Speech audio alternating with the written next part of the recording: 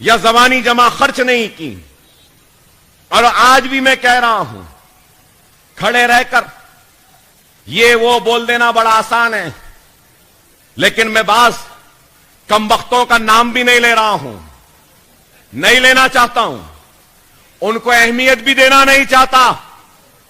کوئی اہمیت نہیں ہے ان کی. میری زبان سے ان کا نام لے کر میں ان کو اہمیت دے کر مقابلے میں اتارنا نہیں چاہتا.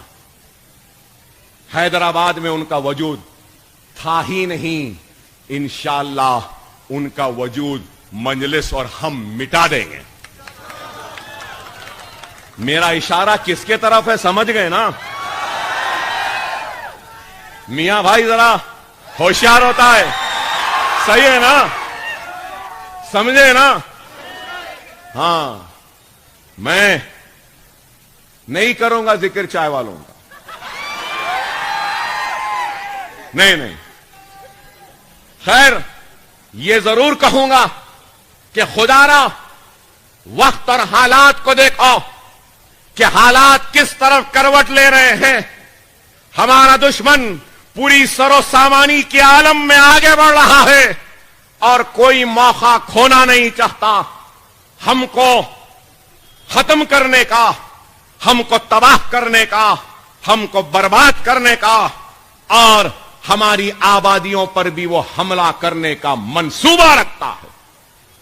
ایسے حالات میں, ایسے منصوبوں کا کیا ہم جذباتی تقاریروں سے مقابلہ کر سکتے ہیں؟ نہیں میرے بھائی. یاد رکھو, یاد رکھو, حالات کا مقابلہ ہم اگر کر سکتے ہیں تو ایک مرکز سیاسی پر آنے سے کر سکتے ہیں. حالات کا مقابلہ ہم اتحاد سے کر سکتے ہیں. حالات کا مقابلہ ہم انفرادیت سے نہیں کر سکتے, اجتماعیت سے کر سکتے ہیں. حالات کا مقابلہ ہم جماعت کے پرچم تلے آ کر سکتے ہیں. اور اگر ایسے حالات آئیں گے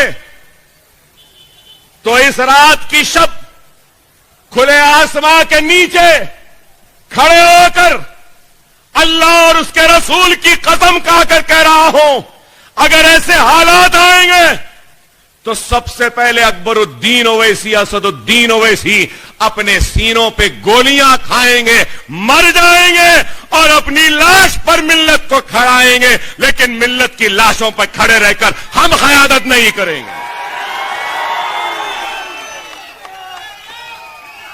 میں مرنے تیار ہوں, میں گولی کھانے تیار ہوں آپ کے لیے, میں ہتکڑیاں پہننے تیار ہوں آپ کے لیے, پیروں میں بیڑیاں پہنے تیار ہوں, جیل میں جانے تیار ہوں آپ کے لیے, مگر میری آپ سے صرف ایک ہی درخواست ہے. میری ہمت آپ ہے, میری طاقت آپ کا اتحاد ہے, میرا جنون آپ کی دعائیں ہیں.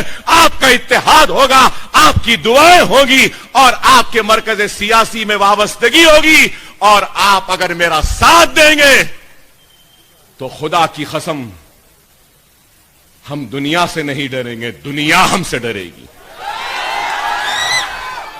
کہ یہ کیسا جنونی ہے, ڈرتا نہیں. سمجھو, مگر میری باتوں کو سمجھو. حالات نازک ہیں, حالات نازک ہیں, نہیں معلوم کہ کب کیا ہو جائے. خدا را اپنی جماعت سے وابستہ ہو جاؤ. کوئی نہیں ہے ہمارے لیے لڑنے والا, کوئی نہیں ہے ہمارے حق پہ آواز اٹھانے والا. اکبر الدین اویسی فرقہ پرست نہیں ہے, اکبر الدین اویسی انصاف پرست ہے, اور اکبر الدین اویسی انصاف مانگ رہا ہے تو ان کے لیے جو ہندوستان میں سب سے پیچھے ہے. اکبر الدین اویسی انصاف مانگ رہا ہے تو ان کے لیے جو سرکاری نوکریوں میں جن کا تناسب کم ہے. اکبر الدین اویسی انصاف مانگ رہا ہے تو ان کے لیے جن کی بستیوں میں اسکول نہیں ہے. اکبر الدین اویسی انصاف مانگ رہا ہے تو ان کے لیے جو SC ST سے بھی پیچھے ہیں. اکبر الدین اویسی انصاف مانگ رہا ہے تو میرے بستیوں میں خوشحالی کے لیے اکبر الدین اویسی انصاف مانگ رہا ہے، تو میری ماں اور بہن کے لیے اکبر الدین اویسی انصاف مانگ رہا ہے، ان بچوں کے لیے جن کو پڑھنے کے لیے اسکول تک مہیا نہیں ان کے بستیوں میں۔ کیا سچر کمیٹی نے نہیں کہا کہ مسلمانوں کے بستیوں میں اسکول نہیں؟ بحیثیت عوامی نمائندہ میری ذمہ داری ہے، اور ذمہ داری کیا ہے؟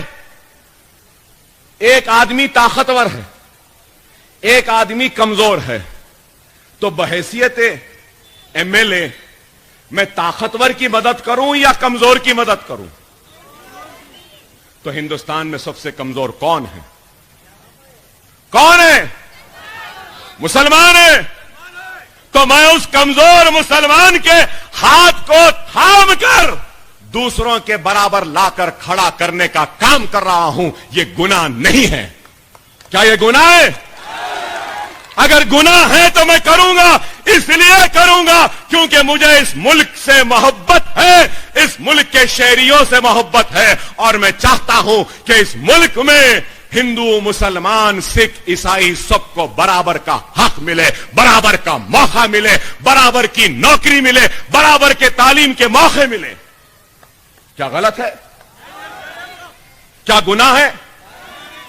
میں یہی مطالبہ کرتا ہوں، اور میرا یہ مطالبہ ان کو برا دکھتا۔ بھول گئے کیا؟ ارے اکبر الدین اویسی نے